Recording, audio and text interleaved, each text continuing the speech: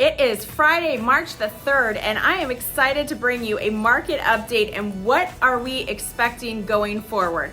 All right, let us start here. Very first thing, mortgage rates. They're hovering right around that 7% mark right this moment. And people are feeling like, what the heck is going on? Where is this coming from? And is this gonna change? Are we gonna see 3% interest rates again? The answer to that question is, quite frankly, is no, we're not. And this is why. So take a look at this. First of all, mortgage rates are stabilizing, they're normalizing. We have seen an abnormal interest rate market now since 2012. So take a look at these trend lines, and if you see historically from 1972 to 2020, you've got a 7.81 average interest rate. If you go from 1990 to 2020, you're looking at an average interest rate of 5.97. It's only from 2012 to now that you're looking at that average being around 3.8%. We are not going back to that. The market is stabilizing. The interest rates are stabilizing. And that's not a bad thing. It's a good thing. Still, the only way to stop the cost of living of your shelter from continuing to go up is to buy a house. And most people do not buy a house based on an interest rate. They buy because they have a change in circumstance or a change in need, and that's why they're buying a house. So what are home prices gonna look like? Well, let's take a look at that too. Trend line, we're about 12% over the average year-over-year 4% increase on that trend line. What does that mean to you? Well, 12% is probably not going to come down anytime soon. We may see some leveling out, and we're seeing that with list price versus sales price definitely coming back towards that more even area, as opposed to 20% above list price, which was not able to continue on.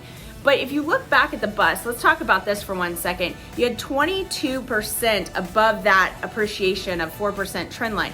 And a couple of things converged here. And what it looked like is you had a low birth rate in the generation area before. And so you had less households being created in that time, as well as a tremendous amount of new construction being built. So take a look at that slide. There's your new construction really coming out of the ground, and we had an oversupply of homes, an undersupply of people that needed to create new households, and subpar lending practices that drove all of this. So it was this perfect storm of disaster. Where are we actually today? Well, right now we have the largest group of new home buyers coming into the market, the millennials, since the baby boomers. This huge creation of households, and what has happened is, if we go back to that new construction slide, we haven't had enough home starts. And then you compound that with all the homes that weren't built during the Great Recession, and you compound that, and where are we? Low inventory, and that's not going to change because they're still not building enough homes, not only to keep up, but to consistently get us ahead of where we need to be. So we're going to continue to see low inventory, and supply and demand laws, you understand, that is going to impact the continuation of home values going up, not down, because we have an undersupply and an over demand. But we're going to continue to see this stabilization. So let's jump into the actual market stats for this week. New homes hitting the market, 1,839 in Metro Atlanta, with a median sales price of $415,000. Price reductions, 205 this week. Median price point on those, $400,000. Average days on market, 36. Back on market, meaning they were under contract and fell out, came back, 105. The median price point of $345, 33 days on market on those. Next, pendings, actives under contracts.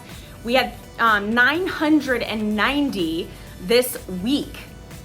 That's a ton. That's a big increase from last week.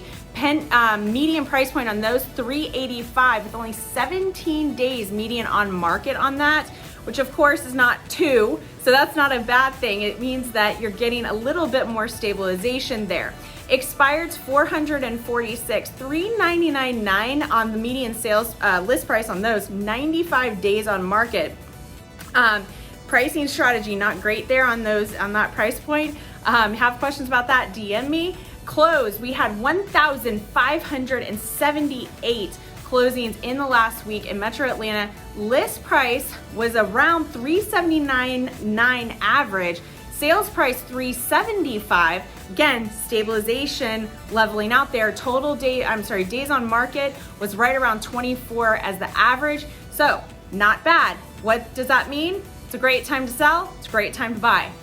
It's stable. So contact your agent of choice. If you're an agent and you want to learn more about how to present this information in a way that is easy to understand, please reach out, DM me, Andrea Wright at kw.com, and I look forward to seeing everybody next week.